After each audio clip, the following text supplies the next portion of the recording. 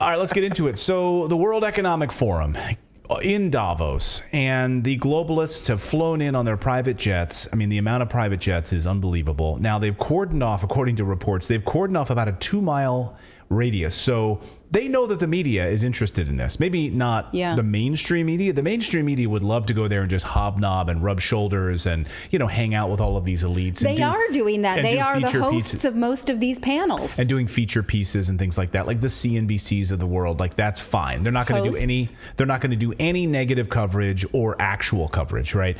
So they've kept away anybody else, like independent media. You're not allowed to get anywhere near this event if you are independent media, which of course is the case. So these globalists come together. This arguably could be one of the most important meetings they've ever had, because there's a number of big things on the table right now. First of all, a central bank digital currency, the CBDC, right, where they will control all of the money supply. They will tell you that you can't go to the store because you've already been to the store too many times. You've driven your car too many times. Your carbon footprint is too high.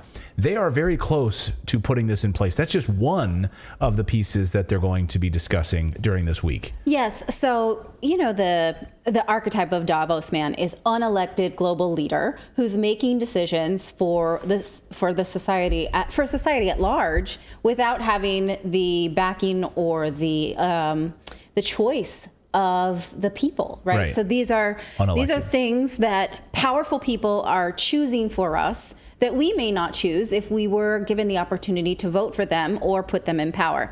So the program overview for this year's Davos, I spent the afternoon looking through it and thinking, well, what are they really talking about?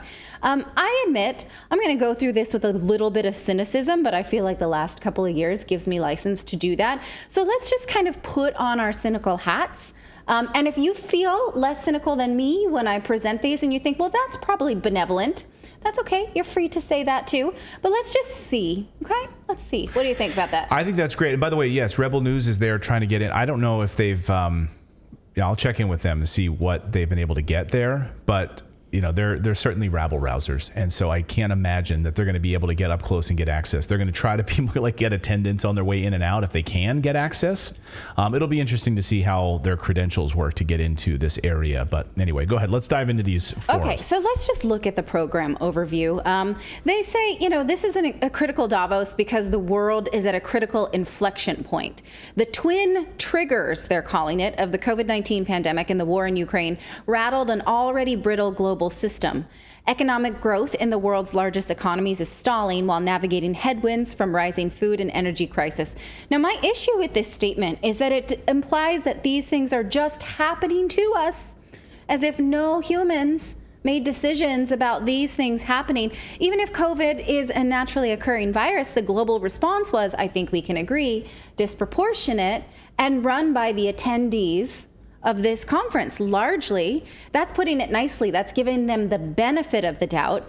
The climate in Ukraine, well, we're going to talk about how they talk about this one, as if none of them have any responsibility at all there. So let's go over what they think. Now, there are plenty of climate conferences, business decisions with climate in mind, nuclear energy, all kinds of, energy companies talking about this. They're not calling this a new world order, but I identified what I might think is a new term for this. Tell me if you think this sounds like a rebranding of new world order. De-globalization or re-globalization? That's their panel name, de-globalization or re-globalization. Like, has globalization broken down to the point where we can no longer, count on ketchup bottles or beer or whatever in the grocery store? Or is this just a re-globalization? Like the new world order, basically, right? Is that what you read into that? Yes, okay. Exactly. Interesting. And look at these panelists are... Ian Bremmer, of course. Alex Jones, a huge apology. Who does? Yeah. Me? We all. Yeah. And how do you re-globalize the world? Well, information control is obviously very important. So just like last year, there are a ton of panels on disinformation and misinformation, like this one here. Clear and present danger of misinformation. Public speakers by the New York Times. Yes, I really want to know what they think about misinformation. U.S. House of Foreign Affairs Congressman Seth Moulton. Interesting, so many American companies and U.S. participants on this panel. I wonder if they will address the fact that the U.S. exports disinformation. In fact, we know that from the Gattaca report that came out at the end of last summer. We know that Central Command was perpetuating disinformation campaigns in Arab-speaking countries. And what if you don't want to participate in the type of information that they want you to, and you may be more disinformation leaning, maybe you're guilty of wrongthink. Well, this panel gives me a clue to what they might do if they think that you are involved in disinformation. Notice here, go ahead and put it up on the screen, calling disrupting distrust. Does anything jump out at you? One panelist jumped out at me as extremely upsetting because why, I ask you? Sarah Goss. Why would MasterCard be participating in a panel about disinformation? Why should our money and our banking system be connected to disinformation? Well, we don't have to guess because we lived through the year 2022. We saw it happen in Canada to truckers. Right. Who had their bank accounts seized for protesting vaccine mandates. We saw PayPal change policies to say that they can now fine you from disinformation. So I don't like that at all. A banking company getting on board with a disinformation panel. And what if Go ahead. I was going to say that sets it up for what they've been talking about, like if you commit a crime or if you owe on your taxes, that they can just go right into your account and either like pause it, freeze it, and make it so you can do nothing. You cannot exist in society without your money unless you've paid the fees that you owe the government. Yeah, that's exactly. what it sets up. And that, Rebel News, I should point out, is Canadian. And so that's one of the reasons why they're there, because so many of these policies have adversely affected Canadians this past year or in 2022. By the way, I should point out Rebel News tried to get some answers from BlackRock, went to their tent, tried to get some answers, and they were kicked out. They're like, they're not allowed to go in the event. They're like on a perimeter and they got kicked out. They're like, no, this is not an open event. You need to get out of here. So they tried to get some answers. Good for them, but they've been kicked out left and right.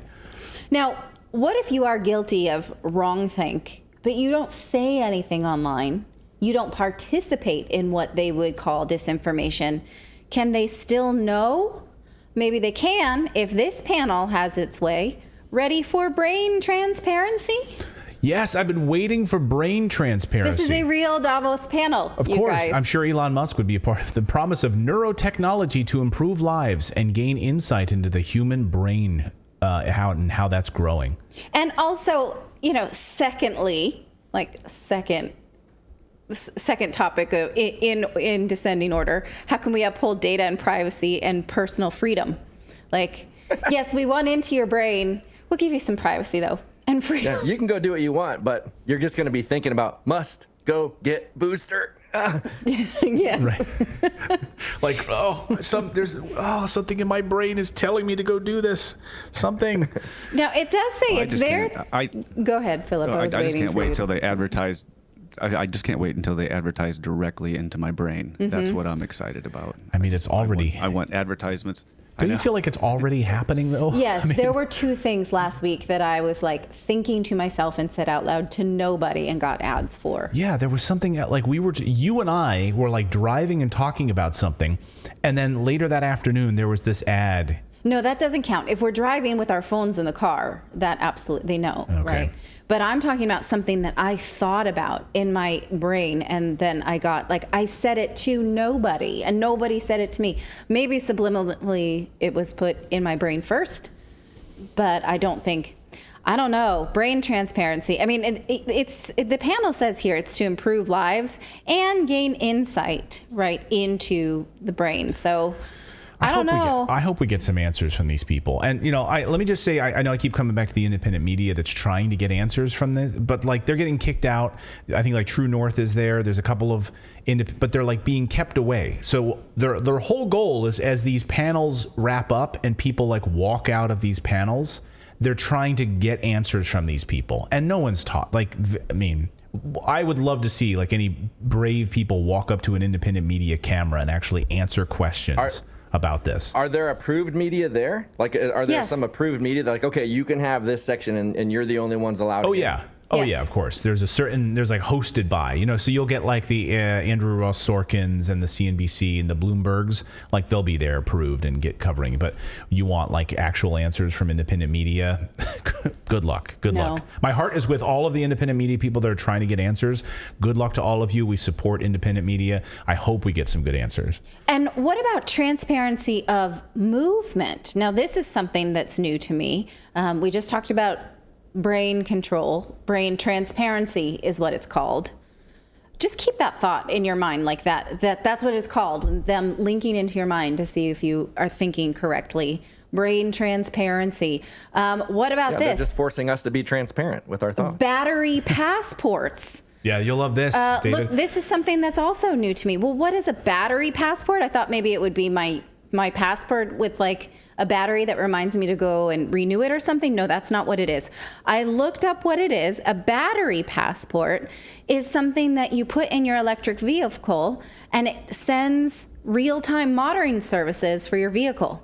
A lifetime history and real-time monitoring service. And David Gellis from the New York Times is one of the people there who's part of this panel. It tracks you, basically. Now, a Tesla can already do a lot of that. It knows where you've been and it knows, what you've done. For instance, I had a friend who was using the like backup, the parking thing, and that it parked itself wrong and hit a curb, like crunched itself in pretty well. And they could run a diagnosis and say, oh yeah, you didn't park this. It was on autopilot. And a lot of these cars have like a black box, right? I mean, a lot of these cars have now, you can see what actually happened. It's like a airplane sort of like black box in these cars. But this is something new. They're going to track your car through your battery, basically where you go. Here's an ad I found at like batterypassports.org or something. There's a whole association about this. That of course. Basically, and so, as they continue to talk about the fact that we all need to upgrade to electric vehicles, well, this is another reason why it gives them access to our movement, which, arguably they already have with our phones, but more.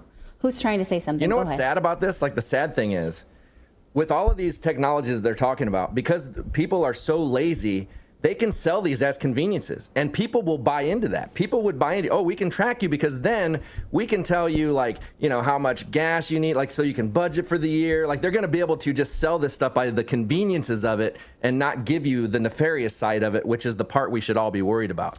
This is exactly why we should all be worried about it, because you're right. It's the control and it's the monitoring and it's to tell you how to live your life. And once we have a central bank digital currency and they see that you traveled too much this week in your car, therefore your emissions numbers are high, therefore you are not allowed to go to visit your grandmother in Sacramento this weekend because you've hit your limit.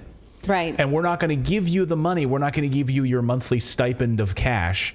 I mean, this is where this stuff is going. We're already seeing it, by the way. Yes. And talk about like the fact you guys are different because you control your kids' media, but look at how this thing right here controls so many kids these days. They are glued to these things 24/7. They already control them. So think that's going to be a way to easily say, hey, now we're going to implement these things into this device that you already have that's going to make your life so much easier. You don't have to do anything. We're going to take care of you. And they're going to be like, oh, great. Yeah. Yeah. It's convenient. It's all so convenient, right? Like the other week. Yes, sorry, go ahead. I was just going to say, like, that, like, especially with like electric vehicles, like the push to electric vehicles, they're going to push as like a security measure, like, oh, well, we can just shut off cars. Think of stopping crime by shutting off a getaway vehicle and stuff like that. And they want all this implemented, but that whole security, like global security thing is something they like to throw in there on these little, like, inching toward just total control. Yeah, good point. Good point. Or even like the other week, last week, Clayton was complaining we didn't have steel wool, like to scrub pan. Like, we could just think it, right? And it would go straight into our shopping list. We wouldn't even have to pick up the phone and type it into our shopping list. Like, you could just think Neuralink, that I need steel wool. Or I could blink one eye, like Costanza with grapefruit in my eye, just like blink. And I'm like, yeah, one blink gets me steel wool, and Okay, let's move on. Last year, there were a few panels discussing sport, and particularly like excluding Russia from FIFA type of panels. This year, there is more of that, which is interesting because after the biggest sporting event on the planet, the World Cup, you would think that it has become clear that people do not want social change with their sport. They want sport with sport. But nevertheless, here is a panel. Sport in industry and society. How do we use sport to shape healthier and inclusive communities? Okay. How about maybe you just let sports be? I don't know. That's an idea. That's one idea.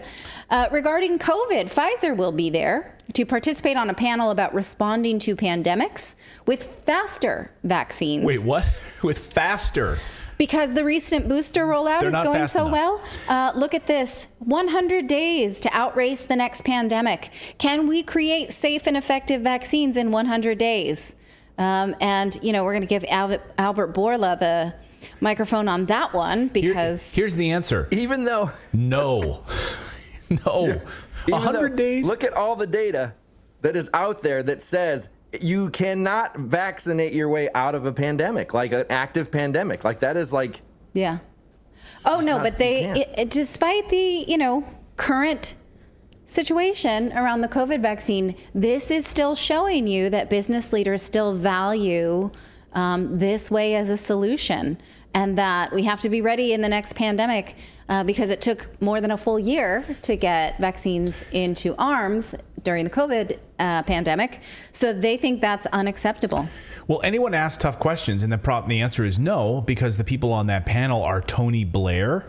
So Tony Blair, warmonger, the guy that helped kill 1 million people in Iraq. That's an interesting choice, right? He didn't make any decisions during, I mean, as far as we know, like he wasn't in power. No. And so, you know, no, there's no reporters there. There's no independent media that could ask any interesting questions about Albert Bourla.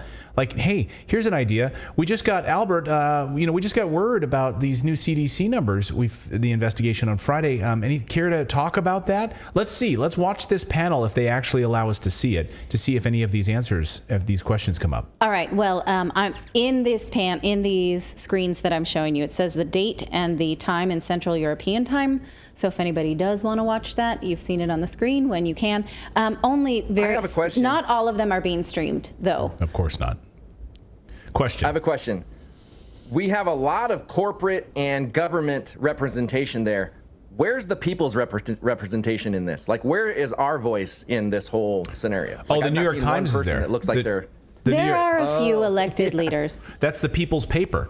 The paper of record is there. The New York Times is there. So, when you say elected leaders, you mean bought leaders that are there. Like, I'm talking about actual representation first, people that are actually going to counter any narrative that might be there. Is there a counter narrative to any of this allowed on stage? Isn't the whole point that they're there to save us? That we are idiots. We don't know what we want. Yes. We don't know what we need. They so do. You don't invite why would the we be people. represented? Touche. You're the proletariat, exactly. So they're there to save us. Yeah. They know what's best for us. Yeah.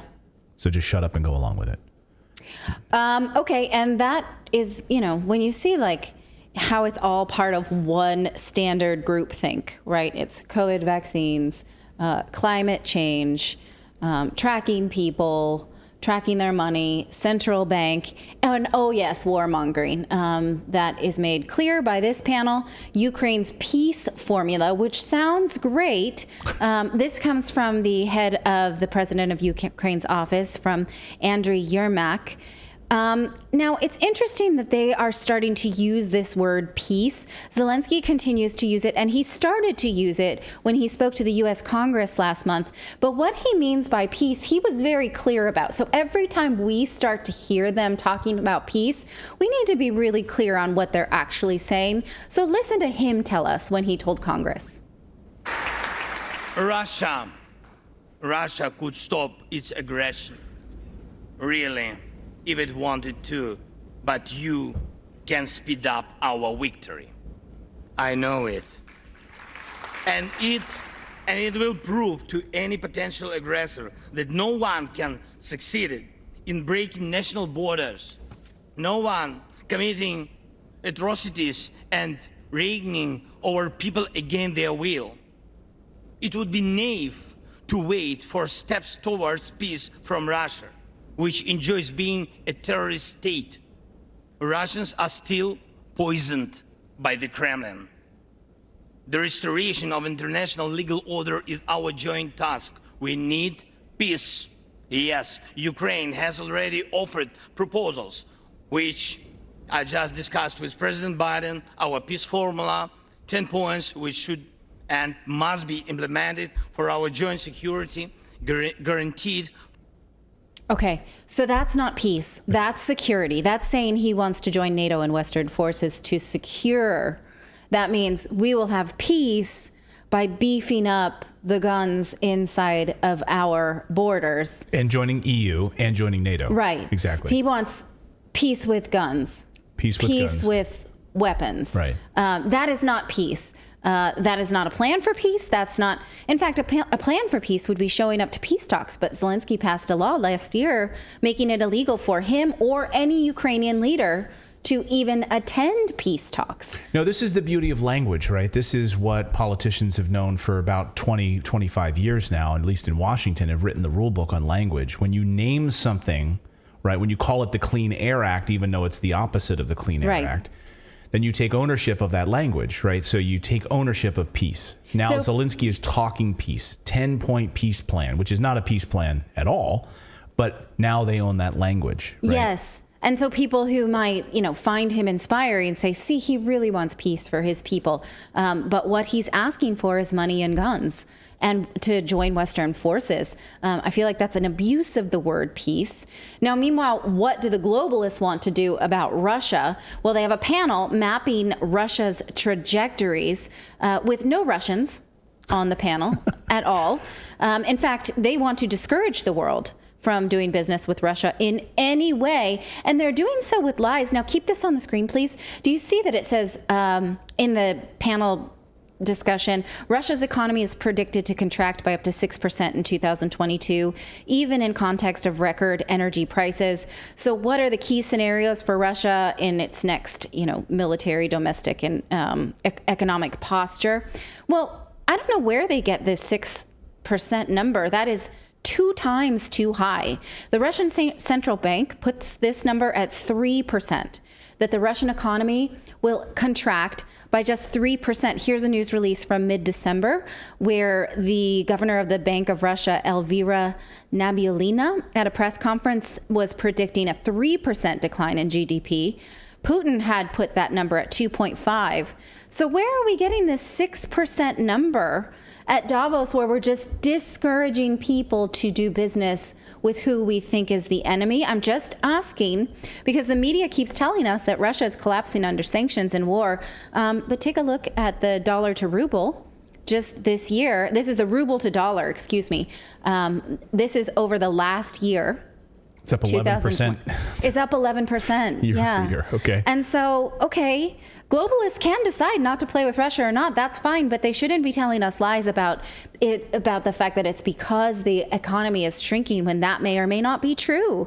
This is not a true mapping of Russia. It's an anti-country propaganda, and it comes across as insincere if you're not going to tell the truth. And Putin just came out with a speech saying our economy has stabilized and everything is going according to plan. Now that's, you could say, oh, that's Russian propaganda coming from the president, but based on numbers about the economy. So, and there is support for these numbers. So this is not just like randomly making up 6% numbers at the WEF to put on a pamphlet for an agenda item. It's really, really weird. Okay. And then finally, of course, we're going to get some interaction, maybe some sound bites with our favorite globalists. This is an all-star cast. Can you guys think who might be missing from this panel? Well, I was going to ask about Bill Gates. I was wondering, where is Bill Gates in all of this? He's not going to be on this United Nations address, but the World Economic Forum president will be there, and so will Klaus Schwab. Klaus Schwab will make a repeat appearance in a special address by Olaf Scholz, the Chancellor of Germany. So, hopefully, he'll make a mistake and tell us what he really thinks, like he has in the past, because these are just my picks, like my MVPs for most concerning panels. I think these are good ones. So let's just recap, right? Brain transparency, Yeah. Control of your carbon emissions, basically tracking your movements via automobile.